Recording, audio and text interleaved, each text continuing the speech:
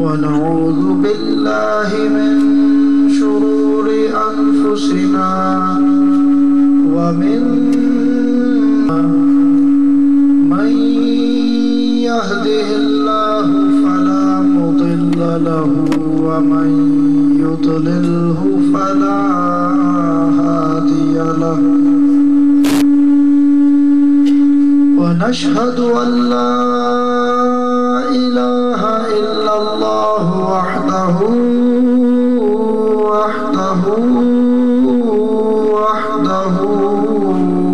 لا شريك له ونشهد أن سيدنا ومولانا وملجانا ومأوانا محمدا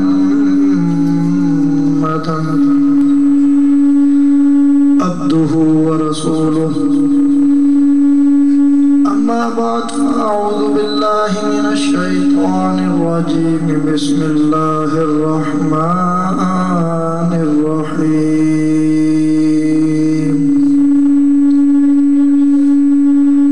سبحان الذي أسرى بعبده ليلا من المسجد الحرام إلى المسجد الأقصى قال الله تبارك وتعالى في مقام آخر ثم دنا فتدلى فكان قاب قوسين أو أدنى فأوحى إلى عبده ما أوحى صدق الله مولانا العظيم وصدق رسوله النبي الكريم الأمين ونحن على ذلك لمن الشاهدين والشاكرين والحمد لله رب العالمين تمام حمد و ثنا اللہ وحدہ لا شریک کی ذات کے لائق جو تمام کائنات کا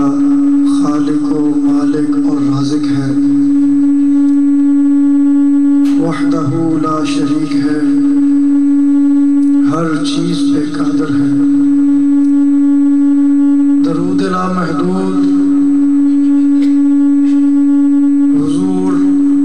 شافع یوم النشور آقا تاجدار مدینہ سرور قلب و سینہ رحمت للعالمین محبوب رب العالمین آپ کی ذات بابرکات پہ جن کے صدقے مالک کائنات نے اس ساری کائنات کو بنایا سجایا. ویسے تو قرآن سارے کا سارا میرے آقا کی نعت ہے. رب کائنات نے اپنے محبوب کی نعتیں جو ہیں وہ قرآن میں بیان کی ہیں.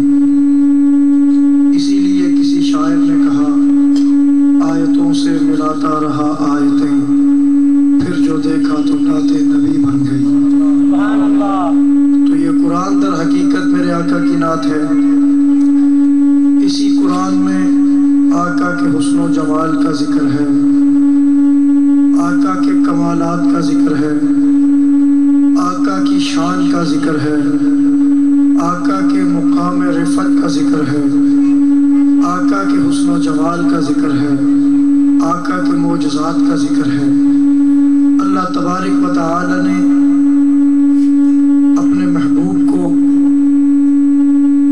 وہ شان اور مقام اور مرتبہ عطا فرمایا جو اس ساری کائنات میں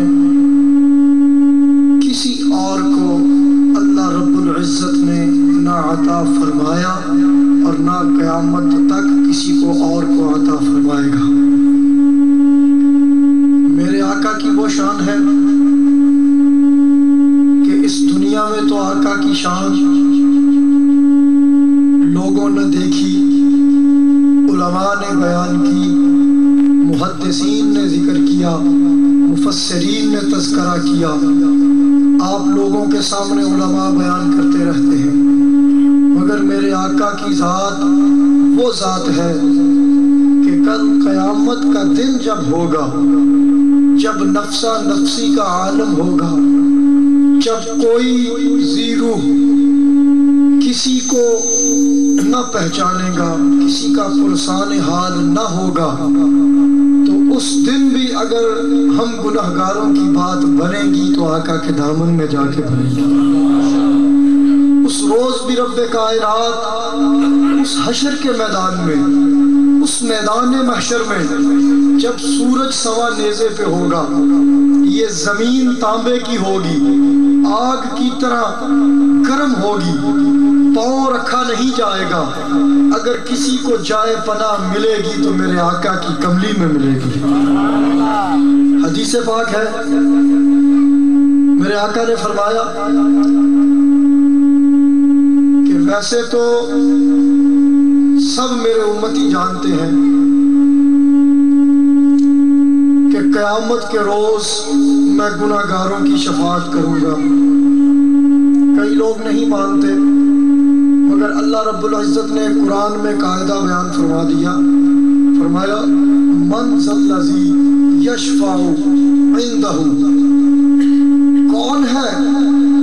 جو اس مالک کائنات کے سامنے کوئی سفارش کرے، کسی کے لیے کوئی بات کرے۔ وفی الآخرۃ حسنۃ وقنا عذاب النار وقنا عذاب القبر وقنا عذاب الحشر وقنا عذاب الميزان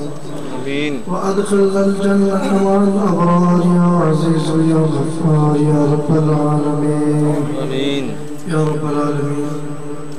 آج کی یہ محفل تیرے محبوب کے ذکر کی محفل، اس کو سجایا گیا، اس کا اہتمام کیا گیا۔ جن دوستوں نے شیخ غلام سرور کے سازگاران نے اس محفل کو سجایا، یا رب العالمین اس محفل کو ان کی طرف سے بارگاہ میں شرف قبولیت عطا فرما۔ مولا کریم اس محفل کا صدقہ صاحب خانہ کی تمام تکلیفوں کو، پریشانیوں کو دور فرما، اس گھر پہ رحمت نازل فرما۔ محبوب کریم صلی اللہ تعالی علیہ وسلم کے ذکر کا صدقہ جس برخوردار محمد عمر کے عقیقے کے موقع پہ اس محفل کا اہتمام کیا گیا، اس برخوردار کی عمر کو دراز فرما، والدین کی آنکھوں کی ٹھنڈک بنا، مولا کریم اس کو نیک بنا، ہر برائی سے، نظر بد سے محفوظ فرما۔ جتنے بھی دوست احباب اس محفل میں آئے سب کی حاضری کو قبول فرما۔ اس محفل کا صدقہ بھائی غلام سرور صاحب کو صحت کاملہ عاجلہ عطا فرما۔ ایک دوست محمد سرفراز جن کے والد کینسر کے مریض ہیں، دعا کے لیے کہا، یا رب العالمین ان کو صحت کاملہ عاجلہ عطا فرما، ان کی مشکلوں کو آسان فرما، تمام دوستوں کی نیک اور جائز حاجات کو پورا فرما، رزق حلال عطا فرما، رزق حرام سے بچا، رزق کے اندر، رزق میں، کاروبار میں برکتیں عطا فرما۔ مولا کریم جو دوست مقروض ہیں ان کو قرض ادا کرنے کی توفیق عطا فرما۔ یا رب العالمین جتنے بھی دوست اس محفل میں آئے سب کی حاضری کو قبول و منظور فرما۔ جو دوست بیمار ہیں ان کو شفا عطا فرما، سب کی روحانی جسمانی بیماریوں کو دور فرما۔ یا رب العالمین سب دوستوں کو صراط مستقیم پہ چلنے کی توفیق عطا فرما، بے اولادوں کو نیک اور صالح اولاد عطا فرما، بے روزگاروں کو رزق حلال عطا فرما، بے نمازیوں کو نمازی بنا، بیماروں کو شفا عطا فرما، مقروضوں کو قرض ادا کرنے کی توفیق عطا فرما۔ تنگ دستی کے عذاب میں جو دوست مبتلا ہیں ان کو اس عذاب سے رہائی عطا فرما، تمام دوستوں کو رزق میں برکت عطا فرما، شر شیطان سے محفوظ فرما۔ مولا کریم اپنے محبوب کی غلامی میں زندگی بسر کرنے کی توفیق عطا فرما، اپنے محبوب کریم صلی اللہ تعالی علیہ وسلم آپ کی اطاعت کی، آپ کی اتباع کی توفیق عطا فرما۔ ربنا تقبل منا انك انت السميع العليم وتب علينا انك انت التواب الرحيم، وصلى الله تعالى على حبيبه محمد سابقا نوره وآخرا ظهوره رحمة للعالمين وجوده شفيع الأمة يوم الحشر والنشر وأصحابه أجمعين برحمتك يا أرحم الراحمين۔ ذرا سفارش تو فرما دیں، وہ بھی یہی جواب دیں گے۔ پھر وہ چلیں گے موسیٰ علیہ السلام کے پاس، ابراہیم علیہ تمام انبیاء سے ہوتے ہوئے عیسیٰ علیہ السلام کی بارگاہ میں پہنچیں گے اور آ کے کہیں گے کہ اے عیسیٰ، آپ اللہ کے محبوب نبی ہیں، رسول ہیں، ذرا ہماری بات تو بنا دیجئے،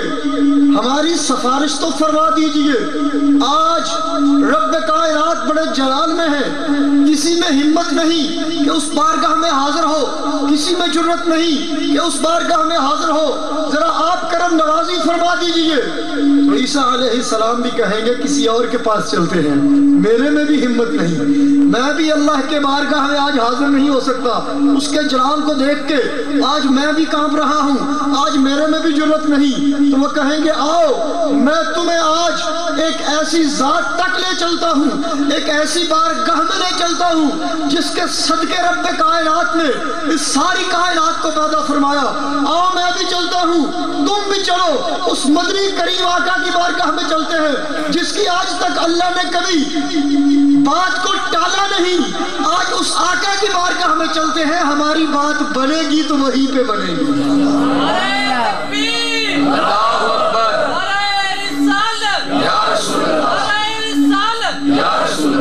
تو سارے انبیاء،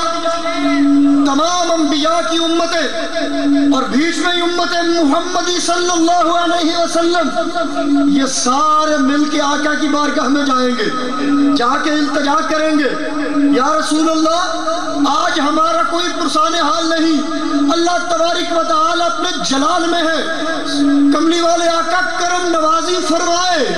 آج ہر دروازے سے ہمیں جواب ملا، کسی نے ہمارا حال نہیں پوچھا، کسی نے ہماری سفارش نہیں کی، آقا ہم آپ کی بارگاہ میں آ گئے، آپ کے دربار میں آ گئے، آپ کے دربار میں حاضر ہیں، یا رسول اللہ آپ کرم نوازی فرما دیجئے۔ تو میرے آقا کہیں گے کہ آ جاؤ گناہگاروں، آ جاؤ، میں جو ہوں تمہارے لیے، میں تمہاری سفارش کرتا ہوں، میں تمہاری بات اللہ کی بارگاہ میں کرتا ہوں، آ جاؤ، میں گناہگاروں کے لیے کافی ہوں۔ میرے آقا اللہ کی بارگاہ میں جائیں گے اور جا کے سر سجدے میں رکھ دیں گے۔ رب کائنات فرمائیں گے محبوب سر سجدے سے اٹھا، اپنا رخ انور دکھا، اور جو تو چاہتا ہے میں ویسے ہی کر دوں گا، جس طرح تیری رضا ہے میں ویسے ہی کر دوں گا۔ محبوب آج تیری مانوں گا، جس طرح تو چاہے گا تیری شان دکھلاؤں گا۔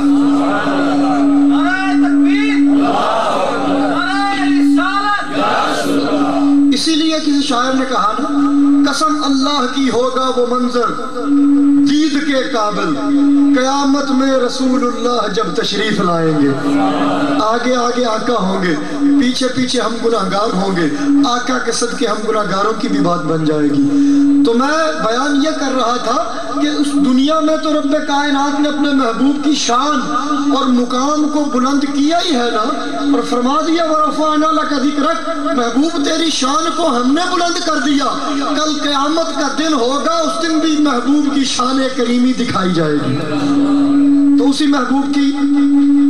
بات کرنے کے لیے، اسی محبوب کے حسن و جمال کا تذکرہ کرنے کے لیے، اسی محبوب کے کمالات کا ذکر کرنے کے لیے، اسی محبوب کے معجزات کا ذکر کرنے کے لیے آج سب ہم یہاں اکٹھے ہوئے ہیں۔ تو جو آیت کریمہ میں نے تلاوت کی ان میں بھی میرے آقا کے کمال کا ذکر ہے، میرے آقا کی بلندی کا ذکر ہے، میرے آقا کے معجزے کا ذکر ہے۔ وہ آیت جس میں اللہ تبارک و تعالی نے آقا کے معراج کا ذکر فرمایا، کیونکہ معراج ابھی چند دن ہوئے، یہ رجب المرجب جس کی 27ویں رات کو میرے آقا نے اللہ کی بارگاہ میں حاضری دی اور سیر کی آسمانوں کی، تو اسی حوالے سے میں نے آیت تلاوت کی ہے۔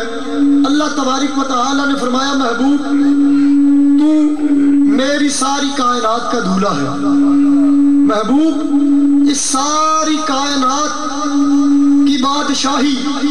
میں نے تجھے عطا فرما دی ہے، تو ساری کائنات کے لیے بادشاہ بن کے آیا، یہ ساری کائنات میں نے بنائی تیرے لیے ہے، محبوب آج ذرا آ جا تیری مملکت کی تجھے سیر تو کرا دوں۔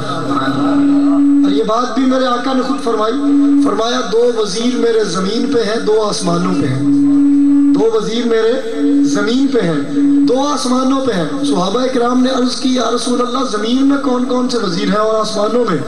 میرے آقا نے فرمایا دو وزیر زمین میں جو میرے ہیں وہ ابو بکر صدیق ہیں اور عمر فاروق ہیں، اور آسمانوں پہ میرے دو جو وزیر ہیں وہ جبرائیل علیہ السلام ہیں اور میکائیل علیہ السلام ہیں۔ گویا آقا نے اپنی مملکت کی حد بیان کر دی، فرمایا میرے غلاموں یہ نہ سمجھ لینا، یہ نہ جاننا کہ کہیں اس دنیا تک ہی میری بادشاہت ہے، بلکہ اللہ تبارک و تعالی نے تو آسمانوں پہ بھی مجھے بادشاہت عطا فرما دی ہے، کیونکہ وزیر وہیں پہ ہوتے ہیں جہاں پہ بادشاہت ہو، وزیر وہیں پہ ہوتے ہیں جہاں تک مملکت کی حد ہو، مملکت کی حد سے باہر وزیروں کی وزارت نہیں ہوتی۔ آقا نے فرمایا آسمانوں پہ بھی میرے وزیر ہیں تاکہ غلاموں کو پتہ چل جائے آسمانوں پہ بھی میری بادشاہت ہے۔ اور میرے آقا کہ دو وزیر جن کا آسمانی وزیر آپ نے ذکر فرمایا، جن میں پہلے نام آیا جبریل امین علیہ السلام کا، تو آج کچھ لوگ میرے آقا کے واقعہ معراج پہ اعتراض کرتے ہیں، کہتے ہیں کہ یہ ممکن نہیں کہ کوئی بندہ آسمان کی بلندیوں پہ جائے، یہ ممکن نہیں کہ کوئی بندہ آسمان کی سیر کرے۔ جب بات ان کو حوالے دیے جائے تو وہ کہتے ہیں نہیں روحانی معراج ہوا ہوگا، روحانی طور پہ آپ گئے ہوں گے، جسمانی طور پہ نہیں گئے ہوں گے۔ یہ آیت کریمہ جو میں نے تلاوت کی اس میں بھی اللہ تبارک و تعالی نے بیان کیا کہ روحانی طور پہ میرا محبوب نہیں آیا، میرا محبوب اپنے جسم اطہر کے ساتھ آیا۔ آگے چل کے وہ بات میں کرتا ہوں، پہلے جو بات ذہن میں آ گئی کہ جبریل امین میرے آقا کے وزیر ہیں اور غلام ہیں، اسی طرح ہے نا جبریل امین میرے آقا کے غلام ہیں۔ معراج کی رات رب کائنات نے فرمایا قبل تو قدمئی، اے جبریل میرے محبوب کے قدموں کو چوم لے تاکہ پتہ چل جائے دنیا والوں کو کہ جبریل بھی میرے آقا کا غلام ہے، جبریل بھی میرے محبوب کے در کا غلام ہے، یہ بھی قدموں کو چومنے والا ہے۔ تو جبریل امین وہ ہے جو تمام انبیاء تک اللہ تبارک و تعالی کی وحی لے کے آتے رہے، تمام آسمانی کتابیں جتنی بھی نازل ہوئی جبریل امین لے کے آتے رہے، جتنے بھی صحیفے نازل ہوئے جبریل امین لے کے آتے رہے۔ تو میرے آقا کا غلام جبریل آسمانوں سے ہزاروں مرتبہ زمین پہ آیا اور زمین سے پھر آسمان تک گیا، جس کے غلام کا یہ مقام ہے جو ہزاروں مرتبہ زمین تک آ سکتا ہے، دوبارہ آسمانوں پہ جا سکتا ہے، تو اس کے آقا کا کیا مقام ہوگا؟ اس آقا کا کیا مقام ہوگا جس کے وزیر کی یہ طاقت ہے؟ وزیر اعظم کی کیا طاقت ہوگی؟ وزیر اعظم نے اختیار وزیر کو دیا ہوتا ہے، اس اختیار کو وزیر استعمال کرتا ہے، اصل منبع اختیار کا وزیر اعظم ہوتا ہے، جس کے وزیر کا یہ عالم ہے کہ ہزاروں مرتبہ آسمانوں سے آیا بھی اور زمین سے آسمان تک گیا بھی، اس کی آقا کی طاقت کا کیا عالم ہوگا؟ اس کی آقا کو آسمانوں پہ جانے سے کون روک سکتا ہے؟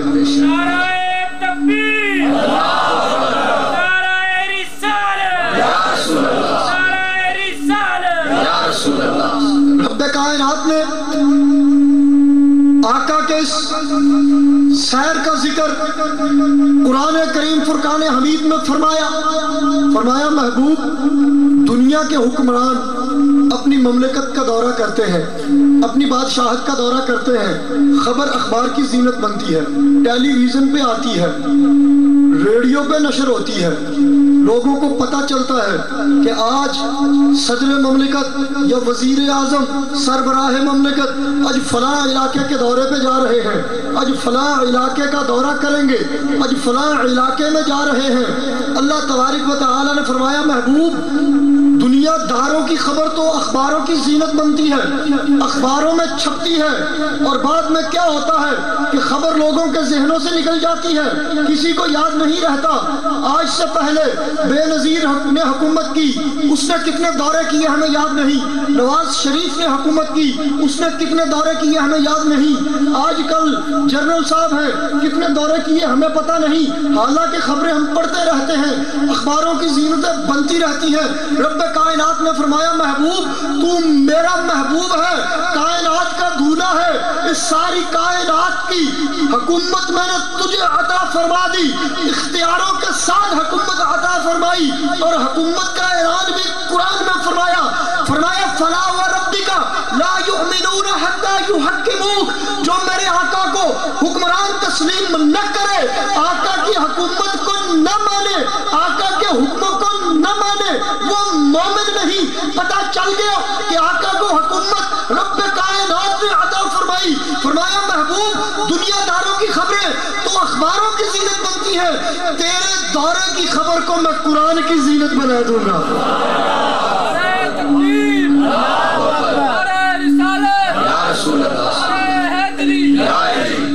فرمایا محبوب قرآن کی زینت بنا دوں گا۔ دنیا کے حکمرانوں کی خبریں تو لوگوں کے ذہنوں سے نکل جائیں گی، مگر قیامت تک قرآن بھی زندہ رہے گا، قرآن کی قاری تلاوت بھی کرے گا، اسی کتاب سے رشد و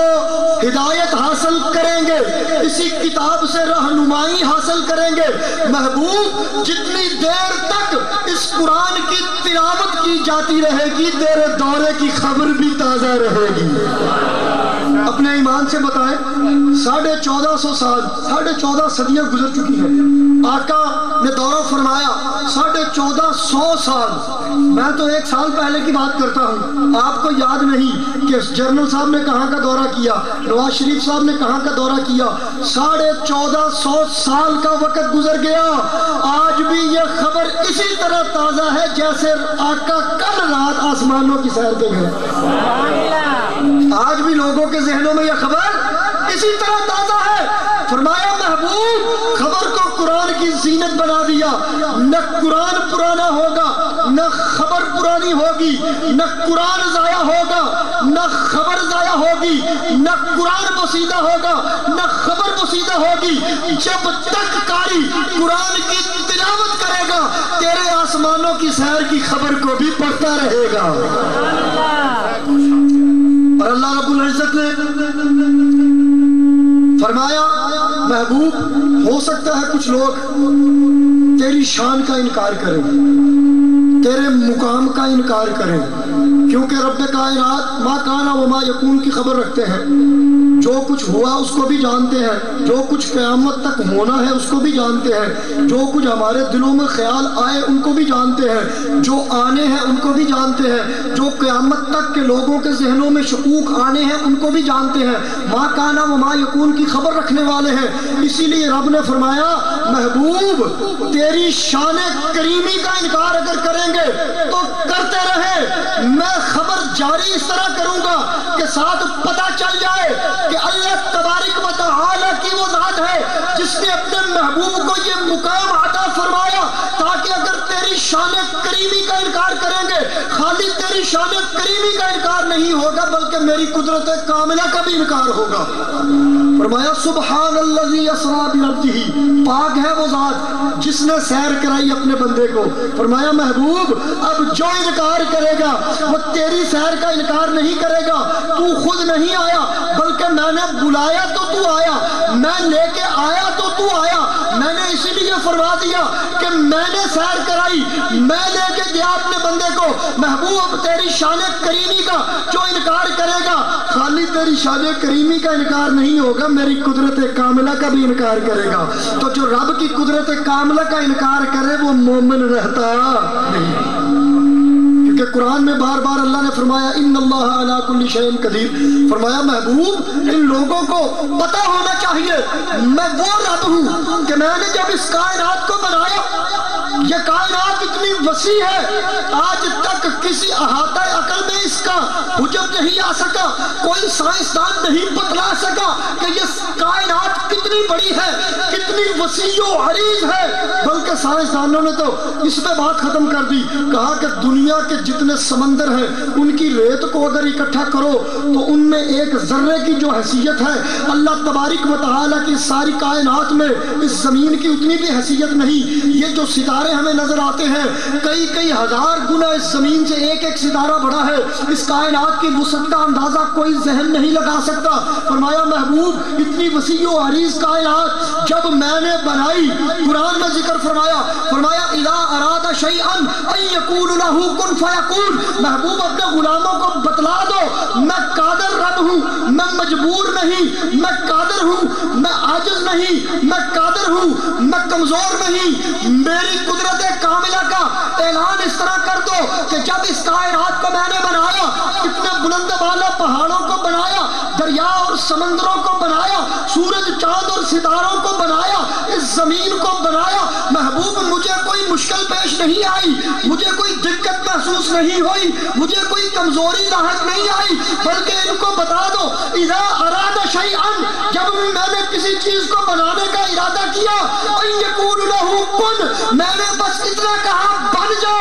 ہو جا، فیکون، وہ چیز میرے ارادے پہ اسی طرح بن گئی، مجھے کوئی کمزوری لاحق نہیں ہوئی، مجھے کوئی دقت نہیں آئی۔ اتنے بلند و بالا پہاڑ میں نے فرشتوں سے مدد نہیں لی، میں نے کسی اور سے مدد نہیں لی، بلکہ مجھے جا کے بنانے بھی نہیں پڑے، میرے تو ارادے کے یہ سارے محتاج ہیں، میں ارادہ جو کر لوں ویسے ہی ہو جاتا ہے، میرے ارادے پہ، میرے چاہنے پہ یہ ساری کائنات بن گئی، یہ زمین بن گئی، یہ آسمان بن گئے۔ محبوب میرے چاہنے پہ یہ زمین و آسمان اگر بن سکتے ہیں تو محبوب میرے چاہنے پہ تو آسمانوں پہ نہیں آ سکتا؟ جس خالق کے چاہنے پہ یہ زمین و آسمان بن گئے، یہ ساری کائنات بن گئی، کیا اس مالک کے چاہنے پہ آقا آسمانوں پہ نہیں جا سکتے؟ فرمایا محبوب نے آسمانوں پہ آنا ہے، محبوب کی سیر کا ذکر ہے۔ اللہ تبارک و تعالی نے فرمایا سبحان الذی اسری بعبدہ، پاک ہے وہ ذات جس نے سیر کرائی اپنے بندے کو۔ اب یہاں پہ جو عبد ہی لفظ بولا یہ بڑا جامع لفظ ہے۔ آج لوگ یہ کہتے ہیں روحانی میں راج ہوا، آقا روحانی طور پہ گئے، جسمانی طور پہ نہیں گئے، آقا آسمان کی بلندیوں پہ جسمانی طور پہ نہیں گئے، روحانی طور پہ کئی اعتراض کرتے ہیں۔ اللہ نے فرمایا محبوب اگر میں چاہتا اسرا برسول ہی، بات تب بھی بن جانی تھی، اگر میں یہ فرماتا اسرا بنبی ہی، بات تب بھی بن جانی تھی، اگر میں یہ کہتا اسرا بحبیبی ہی، میں نے اپنے حبیب کو سیر کرائی، میں نے اپنے رسول کو سیر کرائی، میں نے اپنے پیارے کو سیر کرائی، میں نے اپنے نبی کو سیر کرائی، بات تو پھر بھی ٹھیک ہونی تھی۔ محبوب میں ان کے سوالوں کا اور ان کی باتوں کا اعتراضات کا جواب دینے کے لیے میں نے لفظ ہی ایسا چنا ہے، میں نے کہا اسرا بعبدہ، میں نے اپنے بندے کو سیر کرائی۔ محبوب بندہ ہوتا ہی وہ ہے جو جسم اور روح کا مجموعہ ہو، خالی روح کو کبھی بندہ نہیں کہتے۔ مفسرین نے اس بات کی تفسیر بیان کی اور قرآن کی بہت ساری آیات جو ہے وہ یہاں پہ دلیل کے طور پہ بیان کی کہ فرمایا کہ کبھی روح پہ بندے کا اطلاق نہیں ہوتا اور کبھی خالی جسم پہ بھی بندے کا اطلاق نہیں ہوتا۔ جب بندے کی روح قبض ہو جاتی ہے یہ کہتے ہیں مردہ پڑا ہے، یہ کوئی نہیں کہتا بندہ پڑا ہے۔ محبوب جب خالی روح ہو تب بھی روح کی بات ہوتی ہے، عبد ہوتا ہی وہ ہے، بندہ ہوتا ہی وہ ہے جو روح اور جسم کا مجموعہ ہو۔ محبوب میں نے لفظ ہی ایسا جامع بولا ہے تاکہ تیرے غلاموں کو پتہ چل جائے محبوب روحانی طور پہ نہیں گئے بلکہ اپنے جسم اطہر کے ساتھ آسمانوں پہ گئے۔ نعرہ تکبیر، نعرہ رسالت، نعرہ رسالت۔ فرمایا جبریل جی رب جلیل ذرا جا میرے محبوب کو تو لے آ، جو حکم رب جلیل۔ فرمایا جبریل اکیلے مت جانا، میرے محبوب کائنات کا دولہا ہے، محبوب نے آج دولہا بننا ہے تو باراتی ساتھ ہونے چاہیے، 70,000 ملائکہ کو ساتھ لے جاؤ، پوری جماعت چلی جاؤ۔ یا اللہ ٹھیک ہے، سنو جبریل میرے محبوب کو لے کے آنا ہے۔ دنیا کے حکمران دورہ کرتے ہیں، کوئی ہوائی جہاز پہ، کوئی ہیلی کاپٹر پہ، کوئی کاروں پہ، عالی شان موٹر گاڑیوں پہ۔ جبریل میرے محبوب نے آسمانوں کا دورہ کرنا ہے، سواری بھی ایسی لے کے جانا جس کی دنیا میں مثال ہی نہ ملے، جو سواری بھی لاجواب ہو۔ یا اللہ کون سی سواری؟ جنت میں چلے جاؤ، وہاں سے براق لے جاؤ، جنت کی سواری لے جاؤ۔ ٹھیک ہے یا اللہ، جس طرح حکم جبریل امین نے جنت سے براق کو لیا، 70,000 ملائکہ کی جماعت کو لیا، آقا کے دربار میں حاضر ہو گئے، آ کے کھڑے ہیں۔ یا اللہ تیرا محبوب آرام فرما رہا ہے، تیرا محبوب آرام فرما ہے۔ یا اللہ کس طرح جگاؤں کہیں گستاخی نہ ہو جائے، کس طرح محبوب کو بیدار کروں، کیونکہ آواز دینا جو ہے یہ تو قرآن میں تو نے بیان کر دیا کہ جو محبوب کو آواز دے کے اس طرح پکارتے ہیں، بلاتے ہیں، حجرے سے باہر بلاتے ہیں، ان کو ادب نہیں، کیونکہ قرآن کی زینت اس آیت کو بنا دیا۔ فرمایا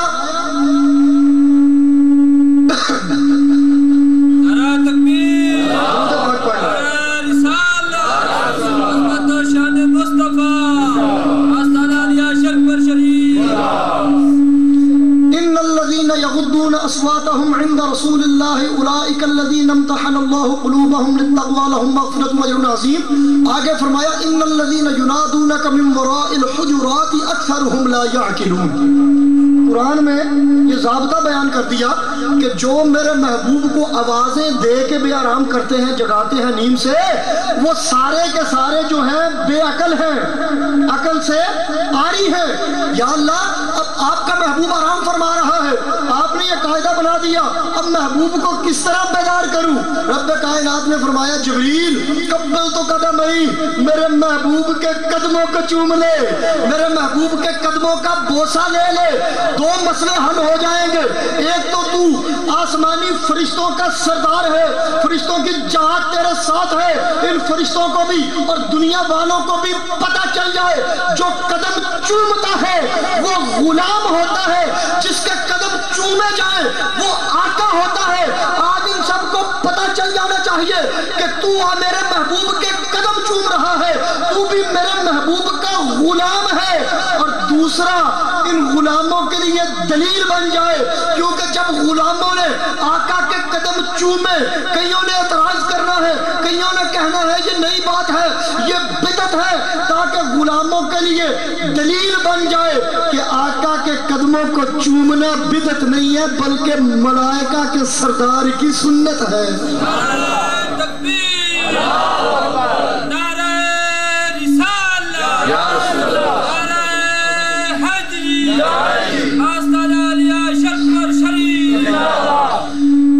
جبریل امین نے میرے آقا کے قدموں کا بوسہ لیا، ہم غلاموں کی بات بن گئی،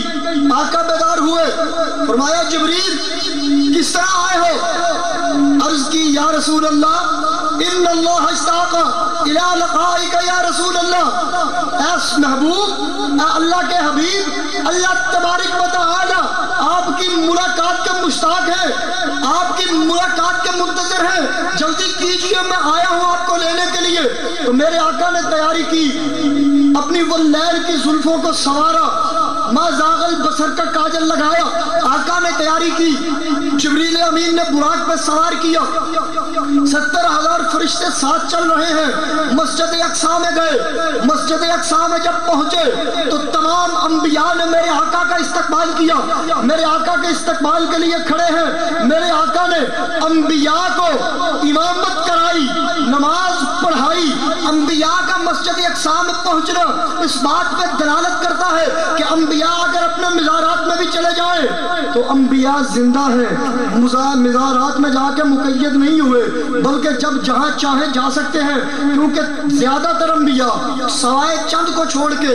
باقی سب کے سب 1,00,000 کم و بیش 24,000 اپنے مزارات میں جا چکے ہیں، مگر مسجد اقصی میں سب کے سب حاضر ہیں۔ میرے آقا کے استقبال ہوں۔